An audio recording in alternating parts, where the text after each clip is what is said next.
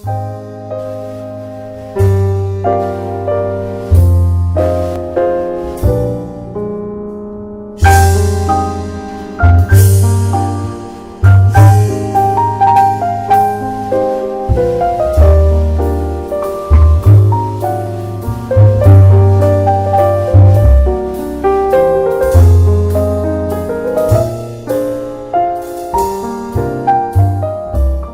buenos días a todos y todas. El día de hoy vamos a desarrollar un tema, bueno, más bien la doctora Liliana va a desarrollar un tema que es de suma importancia, sobre todo para los médicos que manejamos los servicios de urgencias en los hospitales a donde estamos llegando, y a los que no llegamos también, que estén dentro de la red de conexiones con telemedicina, porque pues pueden visitar esta página en YouTube o por streaming. Y tan importante es el manejo de las crisis convulsivas. Las estadísticas dicen que entre el 8 y el 10% de niños tienen factores de riesgo para desarrollar una crisis convulsiva y el 3% para desarrollar un estatus epiléptico. Por eso es bien importante el diagnóstico temprano y el tratamiento adecuado. La doctora Liliana Pérez Rodríguez pues es pediatra y es especialista en neurología, es egresada del Centro Médico Nacional y del Instituto Nacional de Pediatría, a quien le agradecemos su presencia el día de hoy, doctora. Gracias, doctor. Y pues la dejamos con su tema. Espero que le sirva mucho a los compañeros médicos que pudieran vernos o que nos visiten en nuestra página. Claro que sí. Muchas gracias. Pues primero que nada, muchas gracias por la invitación. Escogí este tema porque es de suma importancia, al ser médicos de primer contacto, saber qué hacer ante una primera crisis convulsiva. Ustedes se enfrentan todos los días, en un porcentaje pues no muy alto, pero a la consulta pediátrica, y muchas de estas veces les llegan a ustedes diciéndoles la mamá que acaba de tener una crisis convulsiva. Entonces, lo voy a hacer lo más práctico y didáctico posible, con el fin de que no nos queden dudas de cómo se va a manejar una crisis convulsiva, y lo que me interesa mucho es cómo la van a manejar ustedes y qué es lo que van a hacer ustedes. ¿De acuerdo? Ok. Bueno, entonces el tema de esta plática, como ustedes lo están viendo, es manejo de la primera crisis convulsiva en niños. Como introducción, del total de la consulta de urgencias pediátricas, más o menos estimamos que un 1 a 2% la causa va a ser secundaria a crisis convulsivas. Es importante mencionarles que de un 2 a un 5% de este total de consultas va a experimentar una crisis afebril, o sea, una crisis sin ninguna causa aparente y obviamente que no esté desencadenada por fiebre. Los siguientes datos que les voy a mencionar son de la Academia Americana de Neurología. Nos refieren una incidencia de crisis convulsivas por primera vez de 25,000 a 40,000 niños al año en el servicio de urgencia. O sea, es una cifra bastante considerable, ¿no? La importancia de todo esto va a radicar en que nosotros como médicos de primer contacto vamos a ver si el niño va a requerir observación o qué es lo que vamos a hacer con él. O sea, si yo lo voy a mandar a su casa o lo voy a dejar hospitalizado para observación o lo voy a trasladar a algún otro hospital de segundo o de tercer nivel. Obviamente, si es un niño que llega con fiebre, que llega con crisis convulsivas, alteraciones del estado de alerta, pues lo más seguro es que este chiquito esté cursando con una neuroinfección y pues tengamos que dejarlo en observación y hacer cierto protocolo de estudios, ¿sí? Como mencionaba el doctor hace rato, de este porcentaje de niños que llega a tener crisis convulsivas, del 1 al 3% se va a presentar como un estado epiléptico. Esto nos va a dar pauta a decir que te va a tener más riesgo de recidivas y que habitualmente estos niños que cursan con estado epiléptico vuelven a experimentar un estado epiléptico cuando hay algún tipo de recaída. Ok, para que no nos perdamos durante la plática, me gustaría definirles algunos conceptos para que nos queden claros y no nos perdamos en lo que sigue, ¿sí? Estas definiciones son de acuerdo a la ILAE, que es la Liga Internacional contra la Epilepsia. Ellos definen la primera crisis no provocada, ojo, como una o varias crisis que se van a repetir en un periodo de 24 horas. O sea, no importa si el niño haya tenido 5 crisis en 24 horas, siempre y cuando haya recuperado el estado de alerta, lo vamos a definir como una crisis única o crisis no provocada. También es importante mencionarles que estos niños no les vamos a identificar fiebre y no lo vamos a explicar por alguna otra causa desencadenante evidente, ¿de acuerdo? También aquí va a ser importante clasificarla, la vamos a clasificar como una crisis criptogénica, como una crisis idiopática o como una crisis sintomática. Criptogénica quiere decir que ya exploramos al niño, le hicimos estudios complementarios, le hicimos tomografía o estudios de neuroimagen, de neurofisiología y no encontramos aparentemente nada. Entonces esto lo vamos a definir como una crisis criptogénica. Una crisis idiopática es aquella que tiene algún componente genético o hereditario, y una crisis sintomática es cuando le hicimos estudios, por ejemplo, de neuroimagen y vemos que tiene una malformación o una disgenesia cerebral, entonces vamos a decir que su epilepsia es sintomática, ¿sí? Ahora, las causas desencadenantes más comunes de crisis convulsivas en los niños pues son los traumatismos craneoencefálicos que nos llegan frecuentemente a la consulta de urgencias, eventos vasculares cerebrales, sobre todo en los recién nacidos que tuvieron que cursaron con hipoxia, pueden ser eventos vasculares hipóxicos o hemorrágicos, que es lo más común. En niños, por ejemplo, nefrópatas pueden cursar con hipertensión arterial. Las infecciones del sistema nervioso central habitualmente cursan con crisis convulsivas, además de alteraciones del estado de alerta, tumores del sistema nervioso central. La fiebre es de los factores desencadenantes más importantes en niños menores de 5 años. Si la fiebre si hay una crisis convulsiva en un niño de 6 años que lo está desencadenando la fiebre, ojo, eso ya no es una crisis febril, ¿de acuerdo? También algunas alteraciones tóxicas, abstinencia o supresión, en el caso de los chavos que llegan a ingerir bebidas alcohólicas o algún tipo de sustancias, drogas, y alteraciones metabólicas. Esto se da sobre todo en lactantes menores, cuando hay, por ejemplo, diarreas que estén cursando con hiponatremias, que estén cursando con hipoglucemia, que estén cursando con hipocalcemia, o bien errores innatos del metabolismo incluso. Entonces, estas son las causas desencadenantes más frecuentes de crisis convulsivas en niños. Otro de los conceptos que les quiero mencionar es que cuando hablamos de crisis epiléptica nos vamos a referir a una manifestación clínica que va a ser el resultado de una descarga normal y excesiva de un grupo neuronal, ¿sí? La crisis no provocada, insisto, es cuando no vamos a ver ninguna lesión o factor desencadenante, y el estado epiléptico son crisis convulsivas con duración mayor a 5 minutos o bien crisis recurrentes donde no hay recuperación del estado de alerta. Y por último, nosotros nos vamos a referir a epilepsia refiriéndonos ya a una enfermedad, ¿sí? Que va a ser una condición crónica que va a estar caracterizada por crisis convulsivas o crisis epilépticas recurrentes y no van a estar provocadas por ninguna causa inmediata identificable, ¿ok? Bueno, una vez que nosotros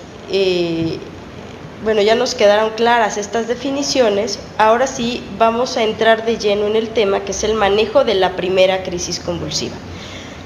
Después de que el médico ya logró estabilizar al paciente, lo primero que vamos a hacer es preguntarnos si en realidad fue una crisis y si esta es la primera crisis convulsiva.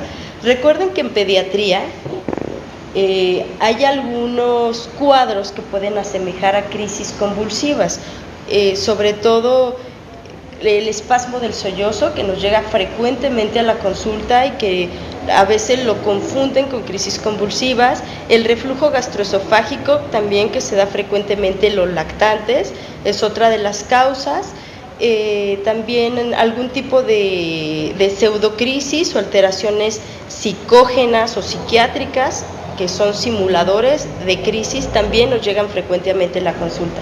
Entonces, por eso tenemos que hacer un interrogatorio, una buena anamnesis y una buena exploración física para determinar si esta es en realidad una crisis.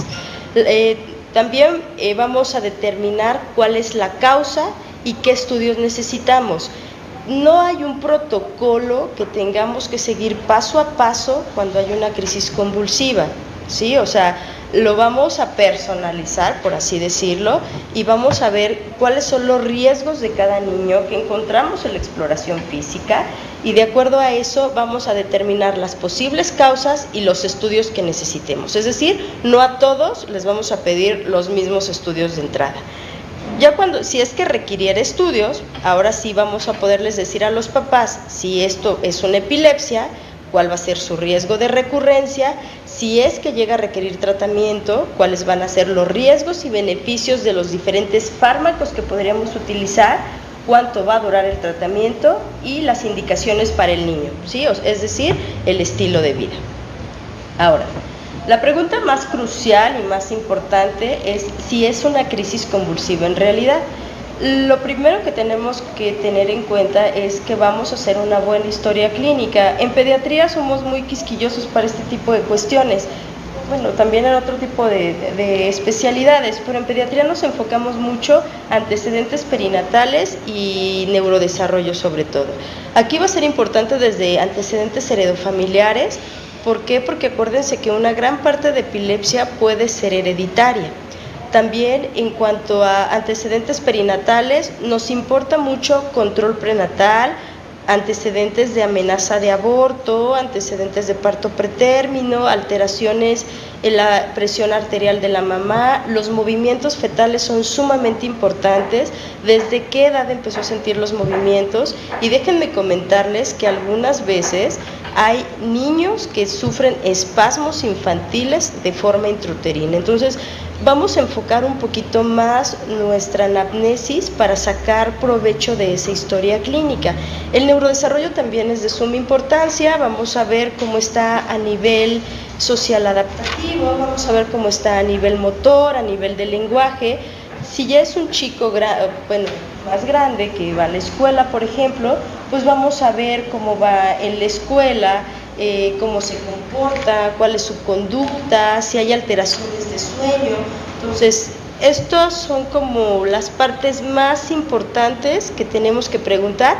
Y también se me estaba pasando a comentarles que el tamiz metabólico es de suma importancia, sobre todo si llega con nosotros un paciente recién nacido o un lactante menor con crisis convulsivas. La semiología del evento igual va a ser muy importante. A veces nosotros como neurólogos llegamos al servicio de urgencias y preguntamos cómo fue la crisis, ¿no? Si fijó la mirada, si hubo supraversión de la mirada, si hubo desviación de la mirada, qué es lo que le pasó al niño. Esto es porque, de acuerdo a la semiología de la crisis, a mí como médico me va a dar una idea de dónde está empezando la crisis, si es una crisis parcial, si es una crisis generalizada, clasificarla y ver si va a requerir algún tipo de estudio, ¿de acuerdo? Vamos a ver los síntomas preictales, o sea, antes de la crisis, posictales, después, en el ictal, que es en la crisis, y posictales después de la crisis, ¿sí? Vamos a preguntar, insisto, desviación de la cabeza, desviación de la mirada, supraversión de la mirada. Todo esto nos está indicando que la crisis está teniendo un inicio parcial. Si después hubo incremento del tono generalizado o movimientos generalizados, esto ya nos está indicando si hay una generalización secundaria. También otra de las cosas importantes es duración del evento y cuánto duró el posictal, o sea, el periodo posterior al movimiento, a la crisis convulsiva, cuánto tiempo tardó el niño en tener nuevamente conciencia, y si es que hubo pérdida de la conciencia o si el niño estuvo consciente todo el evento, ¿sí? En cuanto a los diagnósticos diferenciales, los más importantes que debemos hacer hincapié es síncope o causas cardíacas.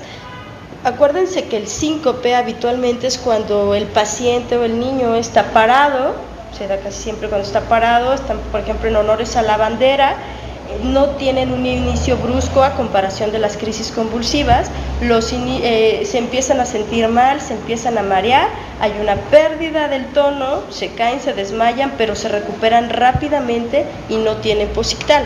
Algunos otros eventos no epilépticos o psicogénicos, como la pseudocrisis, que les voy a poner un ejemplo más adelante, algunos trastornos del sueño, como todas las parasomnias, sobre todo síndrome de piernas inquietas y sonambulismo. Esto se da un poquito más en adolescentes.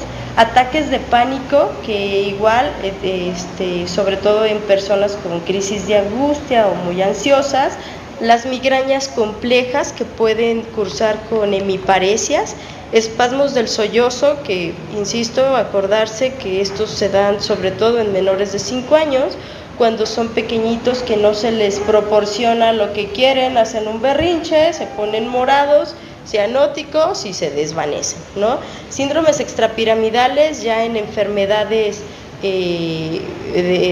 sobre todo más complejas y hereditarias del sistema nervioso central, les voy a poner un ejemplo más adelante, y el reflujo gastroesofágico. Entonces, estas son las causas principales, los diagnósticos diferenciales que nosotros debemos descartar, y si es necesario incluso, interrogar de forma intencionada sobre cada uno de los padecimientos para decir si fue o no fue una crisis. A continuación les voy a presentar una serie de videos en donde voy a ejemplificar algunos de los tipos de crisis. Ustedes saben que existen muchos tipos de crisis convulsivas.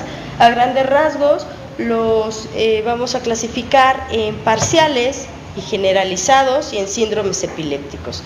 ¿De acuerdo? Entonces, es muy importante que vean desde la mirada, los ojos del niño y el tono muscular, ¿sí? Este es un niño de aproximadamente 2 años de edad. Si ustedes vieron, tenía la mirada fija completamente, posteriormente tiene un incremento del tono muscular y después las sacudidas, ¿sí? Que son movimientos clónicos que son generalizados, miembros superiores y miembros inferiores. Insisto, la vista la tiene fija. Esto me está dando la pauta para decir que es una crisis generalizada, que es una crisis tónico-clónico generalizada, y recordando que las crisis generalizadas, por definición, hay pérdida del estado de alerta, ¿sí? El niño no se está dando cuenta de lo que está sucediendo, y esto es secundario a las descargas anormales y excesivas en ambos hemisferios cerebrales. Aquí ya terminó la crisis, el niño cierra los ojos y viene el estado posictal.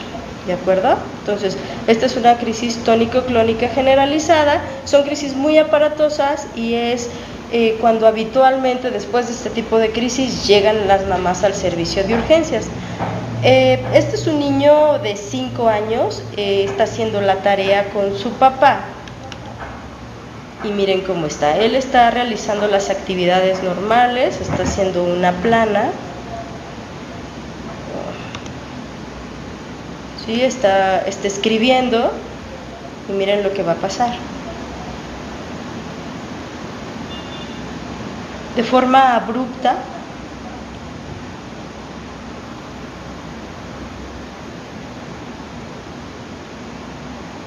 tiene fijación de la mirada. Más o menos esto va a durar entre 5 y 15 segundos. Y el niño regresa como si nada y puede seguir haciendo la actividad. Este tipo de crisis son crisis de ausencia, y muchas veces nos llegan al consultorio porque los maestros nos los mandan porque los niños son inatentos. Ahí está teniendo otra crisis. Entonces, porque el niño no aprende, el niño es inatento, y lo que está teniendo en realidad es una crisis de ausencia. Estas crisis también son crisis generalizadas y no hay un posictal. Tienen un inicio abrupto, como ustedes lo vieron, terminan de forma abrupta y pueden seguir haciendo sin ningún problema la tarea que anteriormente estaban haciendo. Incluso si van caminando, si están comiendo, lo siguen haciendo como si nada, y claro, no recuerdan ese evento que les sucedió. Ojo, a diferencia de una crisis parcial, la crisis parcial dura más de 15 segundos y siempre hay periodo posictal, ¿de acuerdo? Y pueden o no perder la conciencia. Estas crisis son crisis atónicas. Como su nombre lo indica, hay pérdida del tono muscular, y eso pues lo que va a hacer es que el niño se le caiga la cabeza y jale hacia adelante los brazos. Habitualmente este tipo de crisis acompañan cierto tipo de síndromes epilépticos y tienen un mal pronóstico, ¿sí? Entonces, vean cómo el niño se le cae la cabeza, el tono muscular se pierde y llega a jalar los bracitos. Si van caminando, son niños que tienen traumatismos craneoencefálicos muy severos y habitualmente a estos chiquitos les llegamos a poner casco para evitar las lesiones. Ahora, este es un diagnóstico diferencial, ¿sí? Lo que les comentaba, el niño está parado, está dando un discurso, se empieza a sentir mal, se ve cómo se marea, hay pérdida del tono, se desmaya, pero en cuestión de segundos se recupera, lo levantan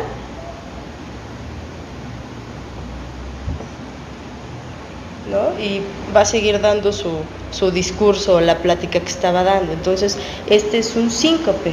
Recordemos que hay síncopes posturales, que hay síncopes cardiogénicos, cardiovasculares o por alteraciones hemodinámicas podemos tener este tipo de alteraciones y en algunas veces confundirnos si es una crisis. Bueno, este chavo es un chavo de 16, 17 años que lo vimos alguna vez en el hospital del niño. Nos lo mandaban por estado epiléptico. Este chico nos referían en la nota de valoración, perdón,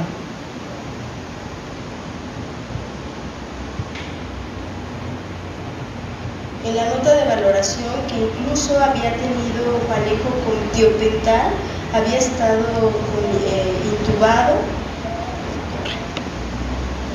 intubado por este tipo de movimientos que tiene. Este tipo de movimientos, ustedes lo ven, son movimientos tipo clónicos de los hombros y lo mismo así en los pies. Pero bueno, yo sé que por definición una crisis generalizada hay pérdida del estado de alerta. Lo interesante en este caso es que al chico lo interrogábamos, platicaba, nos decía que se sentía bien, pero que no podía dejar de moverse. Le dijimos que le íbamos a pasar un medicamento, placebo, se lo pasamos por la vena, le dijimos que en cuestión de 5 segundos se le iba a quitar la crisis y así fue, con placebo. Entonces esta es una pseudocrisis.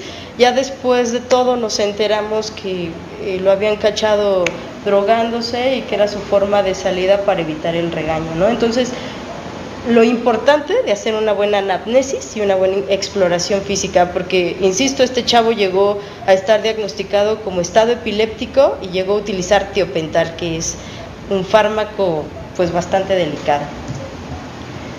Esta niña tiene 8 años, también la llegamos a ver en el hospital del niño.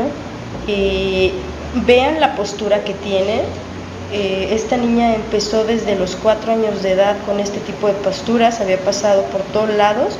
Si ven, tiene un incremento del tono bastante importante en la espalda, no le permite esto sentarse y los movimientos involuntarios de las piernas y de las manos, ¿sí? Esto es un síndrome extrapiramidal, entonces hay que buscar la causa. No lo vemos tan frecuentemente en pediatría, pero bueno, vean la diferencia de los movimientos. Y ella está completamente consciente, ella está respondiendo todas las preguntas que le estamos haciendo y esto habitualmente es hereditario. Esta chica tenía una distonía de torsión y sus hermanitos ya la habían tenido y 2 de ellos habían fallecido, ¿no? Entonces, bueno, la diferencia también, ¿vale? Ok. Ahora vamos a pasar a la segunda pregunta. Ya después de que vimos todo este tipo de crisis convulsiva o de movimientos anormales y de diagnósticos diferenciales, pues si ya estamos seguros que es la primera crisis, vamos a interrogar a la mamá un poquito más intencionadamente. Como les decía, casi siempre llegan al servicio de urgencias después de una crisis tónico-clónica generalizada, que son las más aparatosas, ¿no? Ahí sí ni cómo la mamá no se dé cuenta. Cuando esté ahí con nosotros la mamá, vamos a interrogarla sobre el otro tipo de crisis, sobre todo ausencias o mioclonías. Le vamos a preguntar si los niños son distraídos, si pareciera que no escuchan, o si al estar caminando de repente brincan y se le caen las cosas de las manos. Este tipo de estudios que les presento aquí del artículo que viene en la parte de abajo, Bueno, son estudios muy grandes en donde nos refieren que haciendo una buena historia clínica, hasta 28% de estos niños que se habían presentado a la consulta de urgencias habían experimentado ausencias o mioclonías, o sea, no era su primera crisis convulsiva. Entonces, insisto, en un buen interrogatorio y de esta forma determinar si fue una crisis única o si ya está teniendo crisis de forma recurrente. Ahora, exámenes complementarios, nuevamente hacerles hincapié en que no hay así como un protocolo a seguir.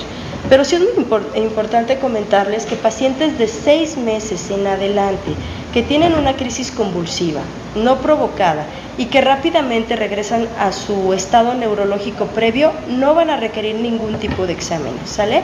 No va a haber punción lumbar a excepción de los lactantes menores de 3 meses y si tienen datos de algún tipo de neuroinfección.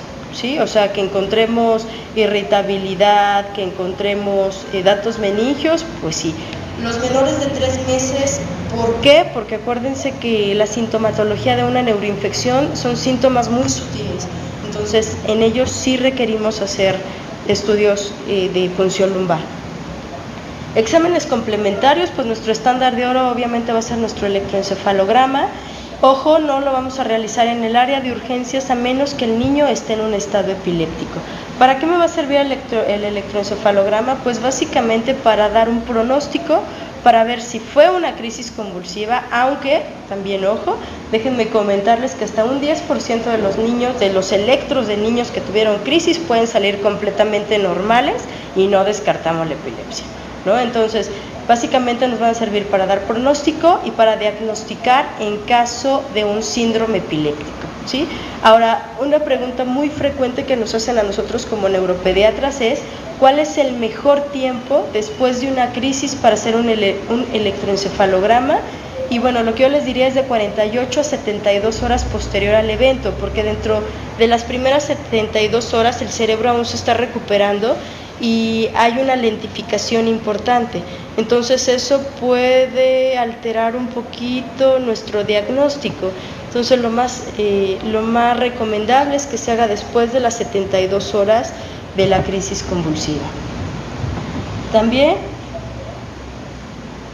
la Academia Americana de Neurología nos sugiere como estudio de neuroimagen como nuestra primera opción la resonancia magnética, que estamos de acuerdo que en México pues está muy difícil hacer de primera elección la resonancia magnética, primero pues por el costo y la otra por los equipos disponibles en los hospitales públicos, ¿no?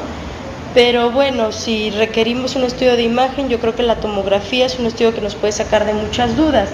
Lo vamos a utilizar en el servicio de urgencias siempre y cuando tengamos un niño con una crisis parcial o con un déficit focal, ¿sí? Si no, lo podemos obviar y dejar para después. Las resonancias magnéticas no urgentes las vamos a pedir en cualquier niño menor de 1 año de edad en el que yo encontré alguna alteración motora o alguna alteración en su examen neurológico, cuando tiene una crisis de inicio parcial con o sin generalización secundaria y cuando en el electroencefalograma vemos descargas epilépticas que no correspondan a una epilepsia parcial benigna de la infancia. En esos casos voy a pedir un estudio de imagen no urgente, ¿sí? Ahora, ya que tengo mis estudios, ahora sí voy a determinar si esto se trata o no se trata de una epilepsia.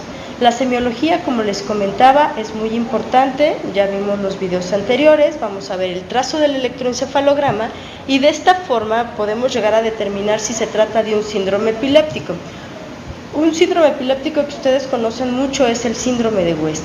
Este chiquito llega a la consulta porque tiene 4 meses de edad y nos refiere la mamá que tiene retraso del neurodesarrollo y que además tiene este tipo de movimientos, que son movimientos de extensión, como si se estuviera asustando continuamente.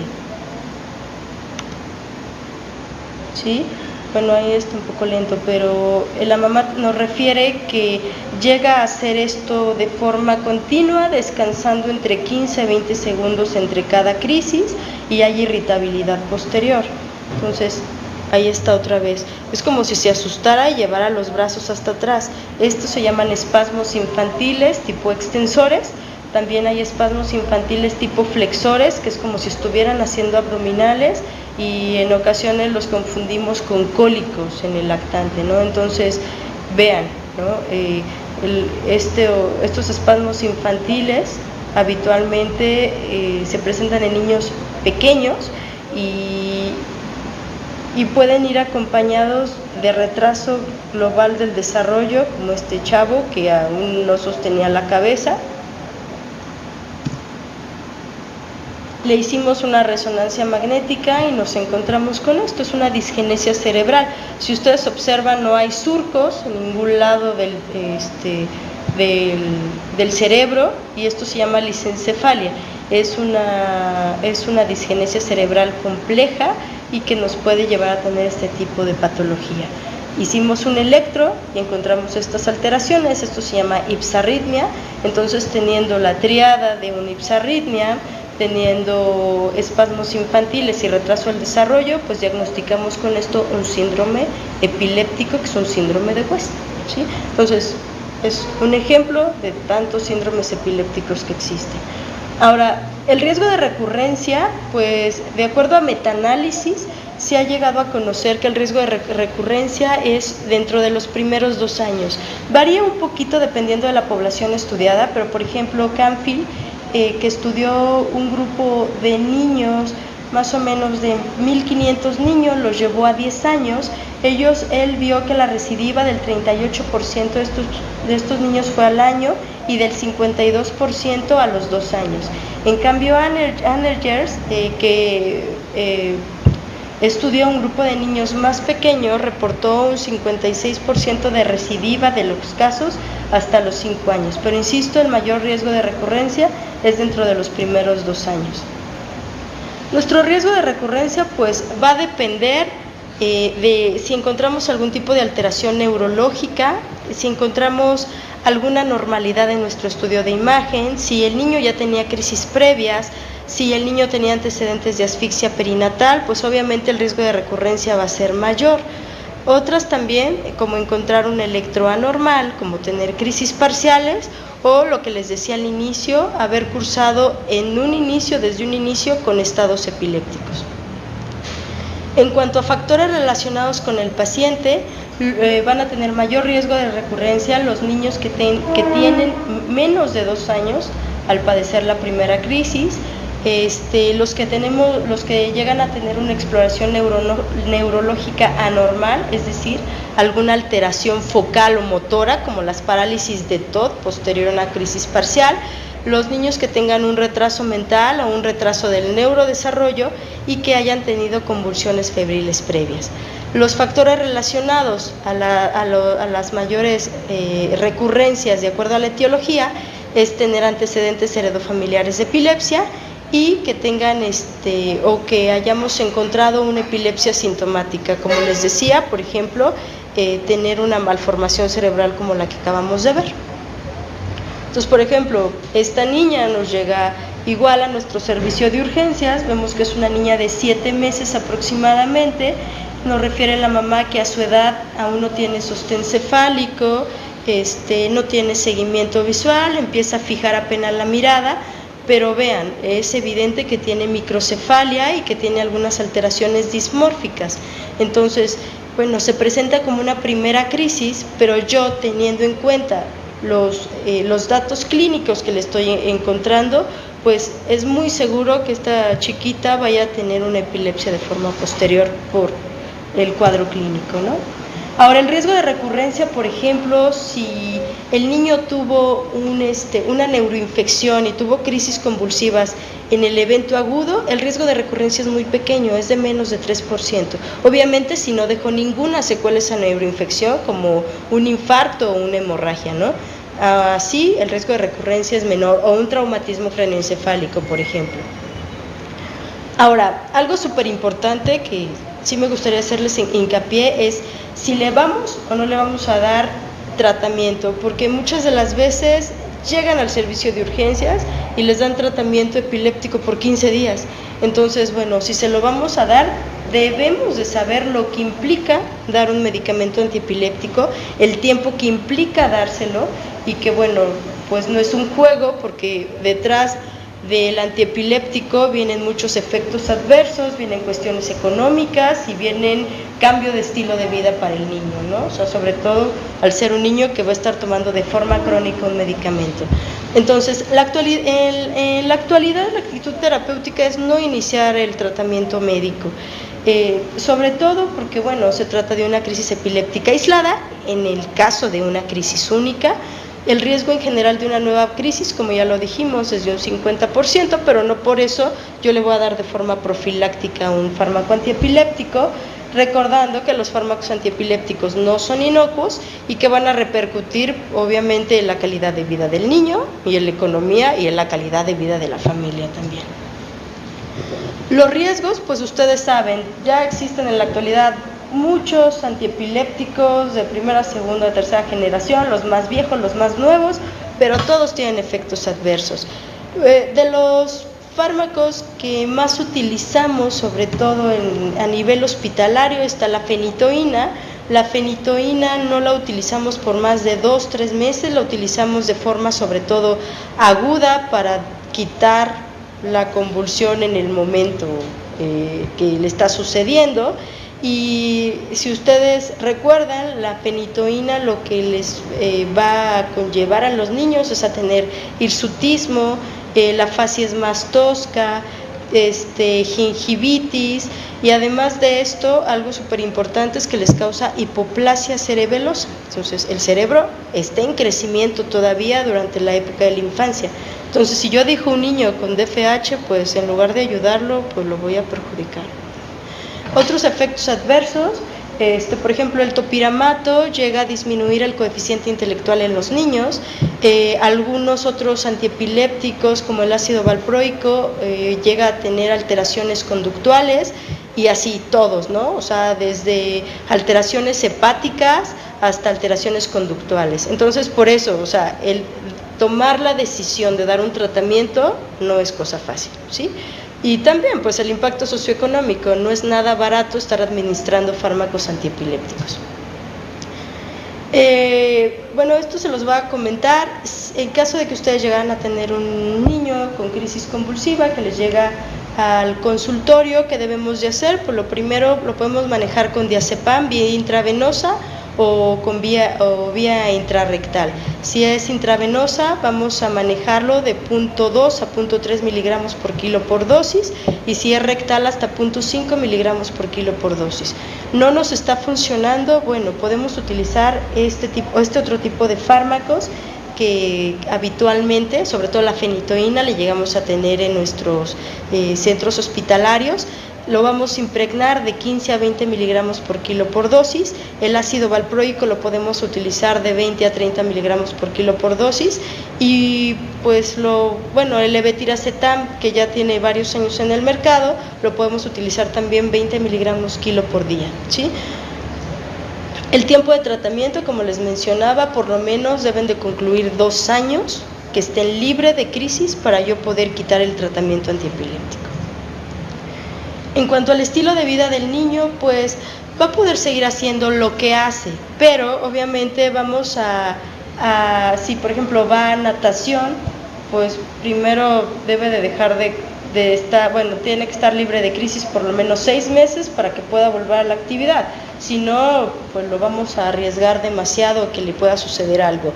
En cuanto a comida y todo lo demás, lo que él quiera, pero lo que sí le vamos a restringir es que se desvelen, porque recuerden que los desvelos predisponen y precipitan crisis convulsivas. Entonces, aunque esté tomando medicamentos, si el niño se anda desvelando o está jugando toda la noche con los videojuegos, pues evidentemente va a haber un descontrol, a pesar de que yo lo tenga bajo tratamiento médico. Pero de ahí en fuera, el niño va a poder hacer su vida pues de forma normal. ¿Qué vamos a hacer en caso de una crisis? También esto me parece sumamente importante, porque luego andamos incluso en la calle y pues vemos a una persona convulsionando, ¿no? Entonces, lo primero es no entrar en pánico, obviamente. posteriormente vamos a aflojarle la ropa al paciente. Prohibidísimo meterle cosas a la boca, porque luego dicen que se ahoga con la lengua, que se muerde la lengua, que no, prohibido. Recuerden que el incremento del tono muscular, sobre todo en la mandíbula, es tan fuerte que si usted le meten una batelenguas, un lápiz, una pluma, lo rompe y entonces sí se puede morir. El riesgo de muerte durante una crisis convulsiva es menor del 1%, o sea, es mínima. Pero si nosotros le ponemos algo, o sea, pues se puede broncoaspirar o incluso nos puede cortar un dedo, ¿no? Hay gente que hasta los dedos le mete, entonces no pasa absolutamente nada, ¿sale? O sea, la lengua, pues no se ahoga con la lengua ni mucho menos, ¿sí? Lo vamos a poner de lado y vamos a observar todas las características de las crisis convulsivas, por lo que les comenté anteriormente, y si es posible, pues vamos a esperar, bueno, obviamente al médico tratante para decirle la semiología de las crisis. Es importante no ofrecer ni bebidas ni alimentos posterior a la crisis convulsiva, y el estado posictal, dejarlo dormir todo lo que el niño quiera, ¿sí? O sea, hay niños que se recuperan en cuestión de 5 minutos y hay niños que se recuperan en cuestión de medio día, 6, 7 horas. Es importante dejarlo dormir para que el cerebro se recupere de la crisis. Y también, pues, notificar al médico todo, ¿no? Lo que pasó desde el preictal, el ictal y el posictal, ¿de acuerdo? Bueno, ya para terminar, en cuanto a las conclusiones, solo recordarles, hacerles hincapié que en pacientes mayores de 6 meses con crisis no provocadas y que regresaron rápido a su estado neurológico, no requieren de ningún examen de laboratorio de rutina. Los podemos dar de alta a su casa con algunos datos de alarma. Si se llegaran a presentar, pues nuevamente regresarlos al servicio de urgencias. En los menores de 6 meses que se sospecha trastorno metabólico, por ejemplo, los niños que llegan deshidratados, o con vómito o diarrea, pues obviamente les vamos a realizar electrolitos séricos, calcio y glucosa, ¿no? En los menores de 3 meses con crisis no provocadas y sin fiebre, vamos a evaluar la punción lumbar. Un electroencefalograma lo vamos a solicitar en todos los casos, pero, ojo, insisto, no urgente, de forma posterior, después de 72 horas de la crisis convulsiva. El fondo de ojo lo vamos a realizar en todos los casos, sobre todo con estas situaciones de ver hipertensión intracraniana o tener datos de hipertensión intracraniana, y ver si se trata más, pues, de algún tipo de tumoración o algún otro tipo de cosa. Si la crisis fue generalizada y el electro normal, solo va a meritar control en la consulta pediátrica, pero si la crisis fue parcial, el electro está normal, pues lo vamos a derivar ya con neuropediatría.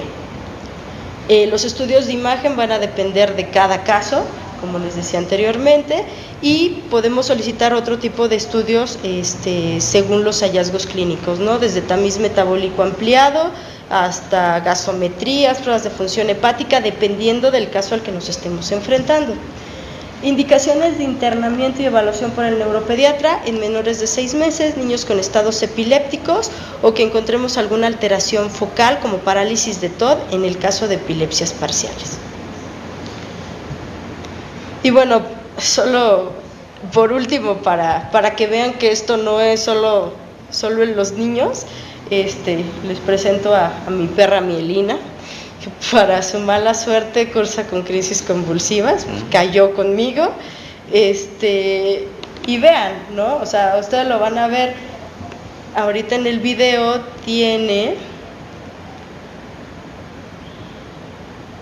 empieza con desviación de la mirada hacia la derecha,